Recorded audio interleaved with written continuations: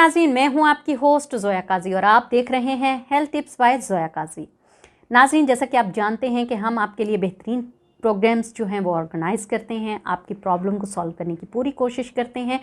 अभी कुछ दिन पहले हमें बहुत सारी चीज़ें जो है वो मौसूल हुई, बहुत सारे मैसेजेस मौसूल हुए जेंट्स के कि हमें जो वेरिगो सेल्स का प्रॉब्लम है वो कैसे सॉल्व किया जा सकता है। अब वेरिगो सेल्स है क्या? एक्चुअल वेरिगो सेल्स को आम ज़ुबान में कहा जाए तो मर्दाना बांझपन कहा जाता है। उससे भी ज़्यादा आम ज़ुबान में अगर देखा जाए तो इसको कहा जाता है जो फोतों की रगों के ऊपर फूलने वाली जो रगें फूल जाती हैं, उसकी वजह से जो गिल्टियाँ बन जाती हैं, उसको वेरिगो सेल्स कहते हैं।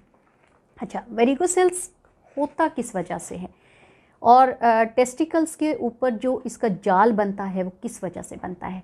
इसकी जो वेन्स होती हैं जब आपस में मिल जाती हैं, ब्लड की सर्कुलेशन कम हो जाती है, तो वो आपस में मिल जाने की वजह से बिल्कुल एक गांठ की सूरत बन जाती है जिसको हम गिल्टी समझते हैं। अच्छा, जब वो गिल्टियों की सूरत में बन जाती हैं, गांठ की सूरत में बन जाती हैं, तो उसकी वजह से जो है स्पर्म्स वो अनहेल्दी जनरेट होते हैं, क्योंकि जो हमारे टेस्टिकल्स होते हैं इसी में हमारा जो स्पर्म्स का सारा सिस्टम होता है, उसी की वजह से होता है कि जब तक ये वरीदों का जाल नहीं हटेगा, जब तक ये चीज़ें नहीं होंगी, तब तक ये स्पर्म्स जो है ना वो हमारे अनहाइजीन रहेंगे। किसी की टेल नहीं बनेगी, किसी का हेड नहीं बनेगा, तो उसकी वजह से इसको मर्दाना बांझपन की सूरत कहा जाता है कि इस सूरत में जो है वो मर्दाना बांझपन पैदा हो जाता है। अच्छा, अब ये होता क्यों है, इस पर किसी का कोई ध्यान नहीं जाता। इसकी बहुत सारी रीज़न्स हैं। इसकी सबसे बड़ी रीज़न है ऑयली खाना, आपका वेट का ज़्यादा होना, आपके अल्लाह भला करे ये जो अनहेल्दी खाने खाते हैं आप, जैसे कि जंक्स फूड खा लिए, पिज़्ज़े बर्गर खा लिए, इनकी वजह से भी होता है। उसके अलावा आपका बहुत ज़्यादा मुर्गन ग़िज़ाएँ, गोश्त वगैरह खाना, ये भी हो जाता है। इसकी तरफ हम लोग ध्यान नहीं देते।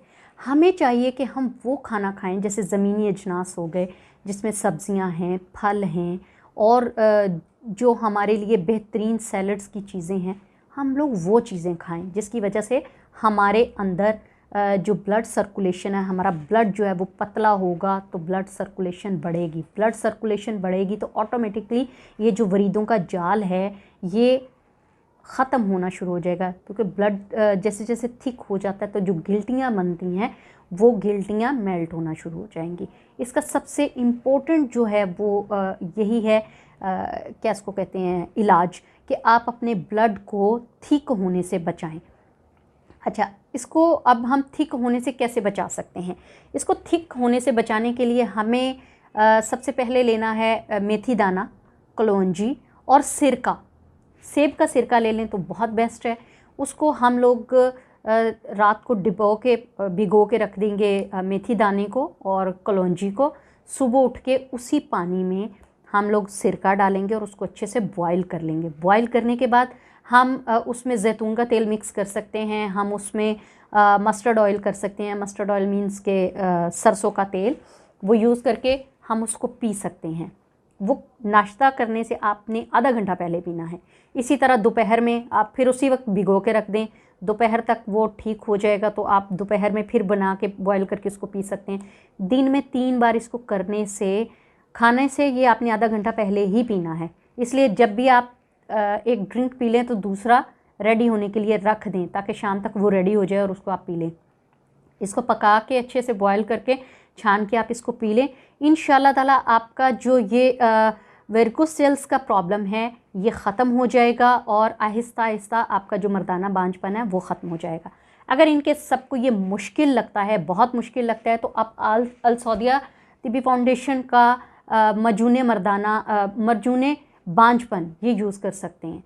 इंशाल्लाह ताला आपको कम से कम 2 महीने तक ये यूज़ करने से आपका ये प्रॉब्लम सॉल्व हो जाएगा। इसके साथ साथ आप ये चीज़ मत भूलिएगा कि आपने अपनी जो खुराक है उसको इस तरीके से यूज़ करना है कि आपके ब्लड सर्कुलेशन नॉर्मल रहे, आपका ब्लड थिक ना होने पाए, आपका ब्लड जो है वो पतला रहे, ताकि आपकी ये प्रॉब्लम दोबारा ना हो। उसके लिए आपने अपनी डाइट प्लान खुद तैयार करनी है, उसके लिए वॉक करनी है आपने, उसके लिए आपने हल्की फुल्की ग़िज़ाएँ खानी हैं और साथ ही साथ टेंशन रिलीज़ होना है, क्योंकि जब जितनी आप टेंशन लेते हैं उस टेंशन लेने की वजह से भी आपका ब्लड जो है ना वो थिक होना शुरू हो जाता है, ब्लड प्रेशर हाई होना शुरू हो जाता है और वैसे वैसे फिर वो ब्लड की सर्कुलेशन रुकने की वजह से ये दोबारा से गिल्टियाँ बन सकती हैं, दोबारा से आपकी ब्लड सर्कुलेशन रुकने की वजह से आपको मर्दाना बांझपन का जो है नुकसान हो सकता है। तो इसलिए कोशिश करें कि आप इसके लिए ये तरीक़ाकार अपनाएं। अच्छा, कई लोगों को पता ही नहीं चलता कि वर्गोसेल्स क्या है। वर्गोसेल्स में आपको नॉर्मल ज़ुबान में कह दिया जाता है जी आप जो है ना ये टेस्ट करवा लें, ये करवा लें, ये करवा लें। जब तक आप इसका जाके किसी यूरोलॉजिस्ट को अच्छे से चेकअप नहीं करवाएंगे तब तक आपकी बीमारी की तशख़ीस नहीं हो पाएगी कि आपकी एक्चुअल प्रॉब्लम है क्या। वेरिगोसेल्स में हमेशा सबसे पहले आपको यूरोलॉजिस्ट का विज़िट करना चाहिए। उसके बाद जब आपको लगे कि आपके साथ वेरिगोसेल्स का प्रॉब्लम हो गया है, आपको ये बीमारी लाहक हो गई है, तब आप इसका ट्रीटमेंट या तो डॉक्टर की प्रिस्क्रिप्शन पर करें, अगर नहीं करवा सकते, कॉस्टली है या आपकी रेंज से बाहर है, तो फिर आप उसका ये हर्बल ट्रीटमेंट इस्तेमाल कर सकते हैं ताकि आपका प्रॉब्लम हमेशा के लिए सॉल्व हो सके। उम्मीद है नाज़रीन आपको ये प्रॉब्लम समझ में आ गया होगा कि इसको कैसे दूर करना है। तो इंशाअल्लाह ताला हम आपके लिए मज़ीद ऐसी वीडियोज़ लेकर आएंगे जो आपके हक़ में बेहतर होंगी। इसके साथ ही इजाज़त चाहूँगी। अपना बहुत सारा ख्याल रखिएगा। हमारे चैनल को लाइक